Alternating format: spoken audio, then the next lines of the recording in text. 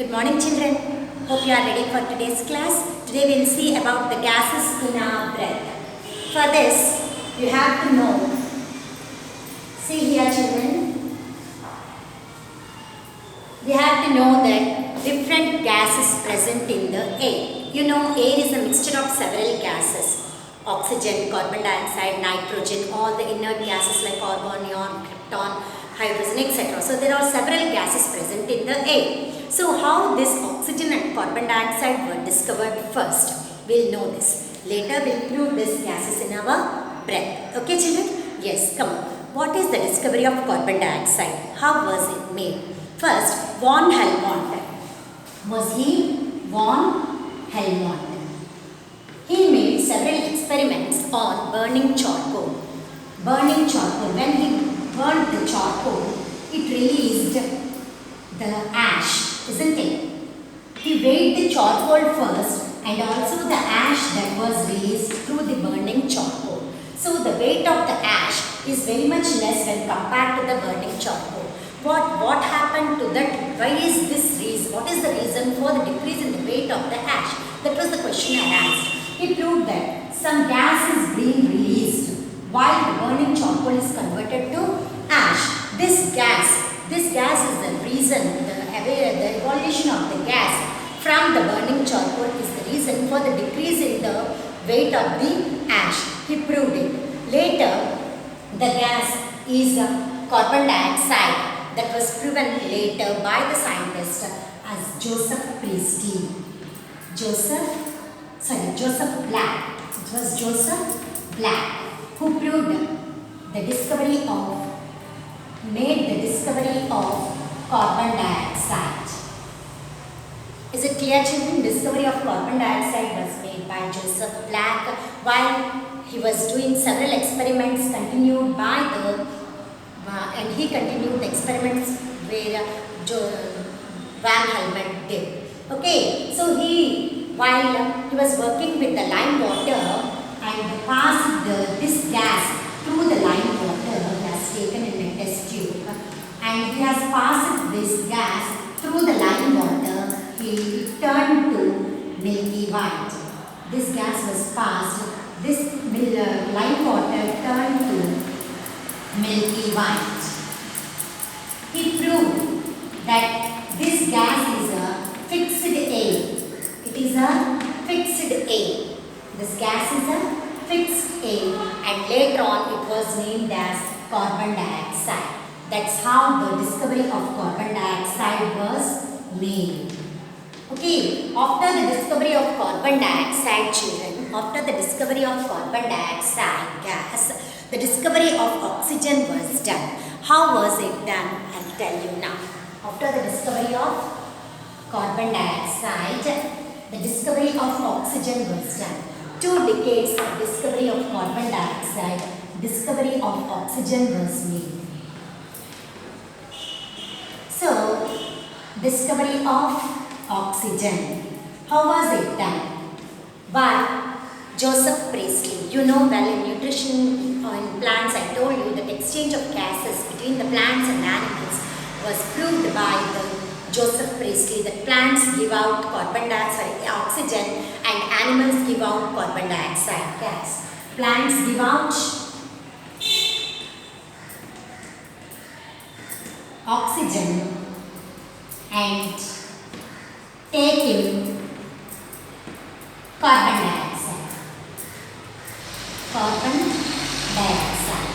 Whereas animals, they give out carbon dioxide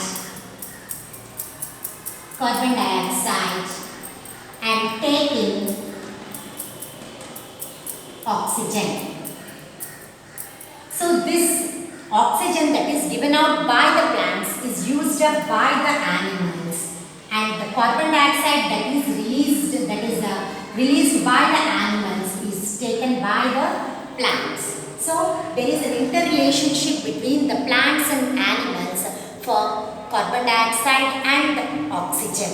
So the oxygen and carbon dioxide are being used up by the plants and animals in this manner. Is it clear? So we can understand that plants are purifying the whereas animals are purifying the air. That was proven by Joseph Priestley. He has also made several experiments by taking the lighted candle and inverting a glass tumbler over it.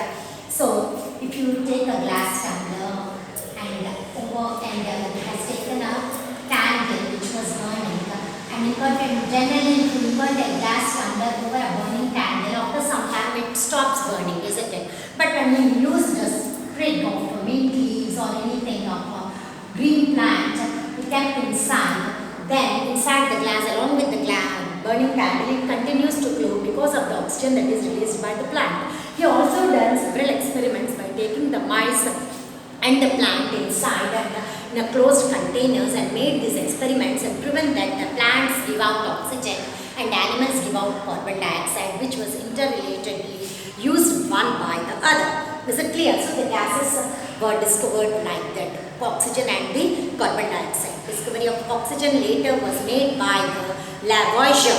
That is, this name oxygen was given by Lavoisier, which the Joseph Priestley has done the experiments with. Later, this gas was repeatedly experiments was done by Lavoisier, a scientist, you know, a Frenchman. He called it oxygen, where all acids contain it. Okay, children. So that is about the discovery of oxygen. So later, this discovery was given the name as oxygen by Lavoisier. Okay, children. So now we'll see how the gases are present in our breath. Inhale air and exhale air through this simple experiment. So what is that experiment? We understand now. So here there are two test tubes on the board. I am showing you. These are the boiling tubes. These are the two boiling tubes in which we have taken. This is one boiling tube and this is one boiling tube. We have taken 1/4 of phenolphthalein solution in both the test tubes. So this you can know what are the gases present in our inhaled air and what are the gases that are present in the exhaled air. So you have taken a twice blend glass tube and a glass rod. Okay, children. So this is a glass rod. The test tube A and test tube B. This is a twice bent glass tube. Glass tube. This is a glass rod for outside atmosphere to get in, and this is a stopper, 2-hole rubber stoppers. Two 2-hole rubber stoppers you have taken to insert the glass tubes. 2-hole rubber stopper. This one and this one is also other 2-hole rubber stopper to insert the twice blend gas tubes in this hole and other hole with the glass. Okay, children. So you might have understood the apparatus needed for this experiment. What are those? First two test tubes we have taken. For first time we are taking phenolphthalein solution, and next again you will add the lime water. First we will do the experiment with phenolphthalein solution and do the experiment entirely. Okay, so here 1/4 of the test tubes are taken with phenolphthalein solution and you are blowing in air and out air. So you are sucking in and blowing out air into the test tubes. So what happens we should see now. So the questions that arise when you suck in the air through the boiling tube. When you suck in the air through the boiling tube, through which boiling tube does the air flow into the apparatus? So when you suck in, which boiling tube the air blows into the apparatus? So test tube A, the air enters into the apparatus, that is while you suck in the air. So how can you find out? That you can see through the bubbles that arise in the test tube, we can find out. When you blow out air, through which boiling tube does the air flow out of the apparatus? So when you blow out, the air flows directly into this because the glass tube is inserted into the phenolphthalein solution. So you see the bubbles inside it and the change of the color inside the test tube B. So in the test tube B, you can say that the boiling tube, the air flow out of the apparatus through the test tube B. Can you see why the air does not go out through the other boiling tube as well?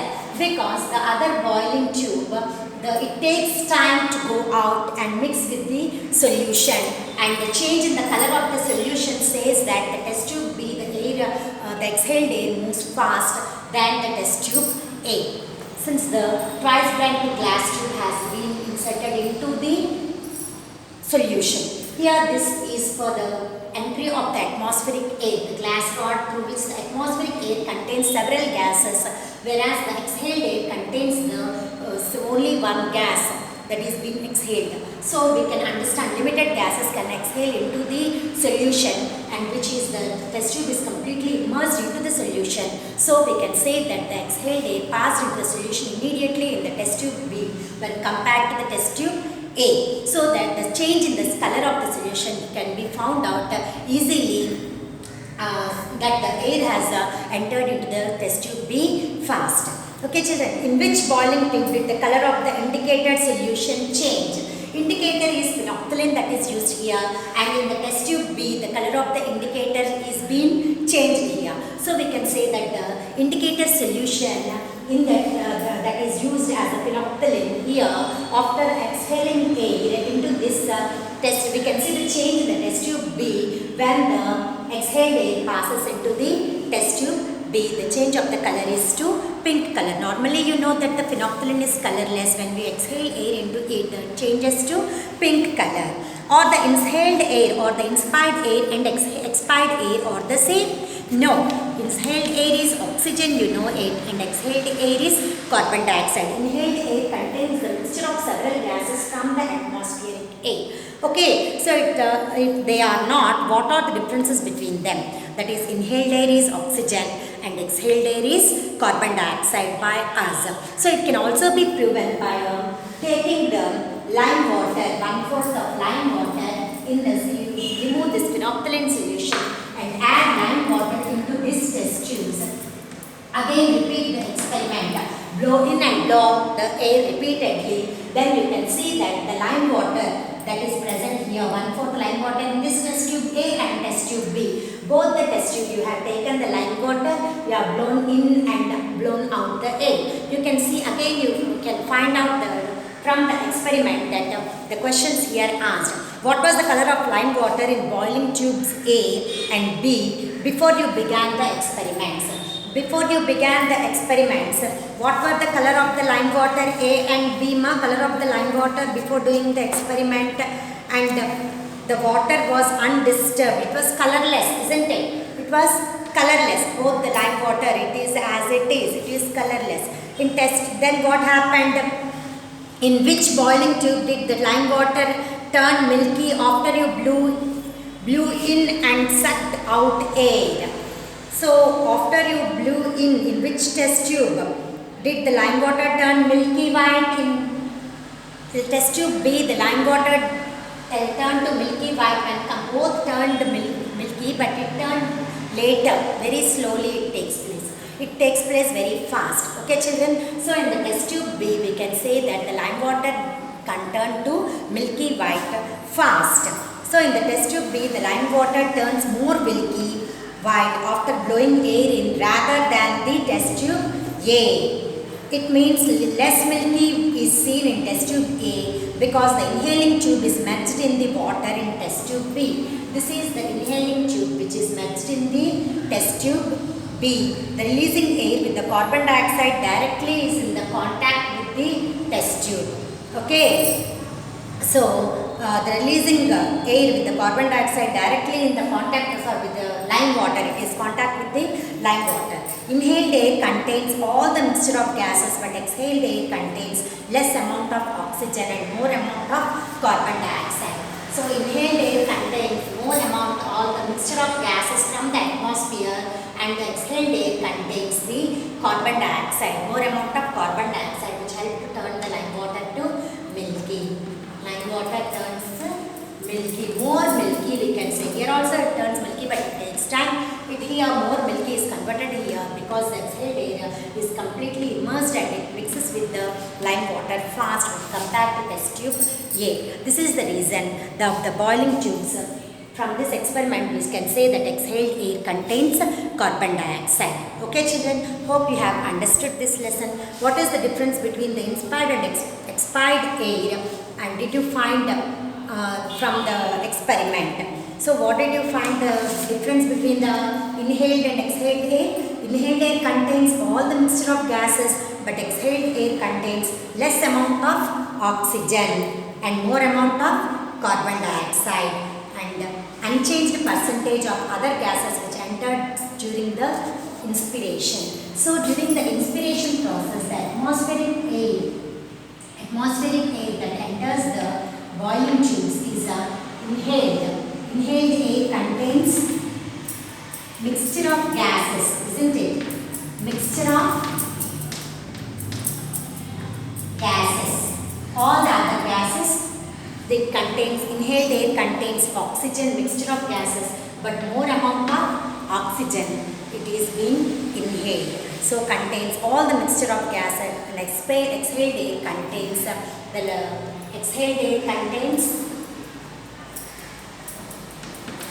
see here, exhaled air contains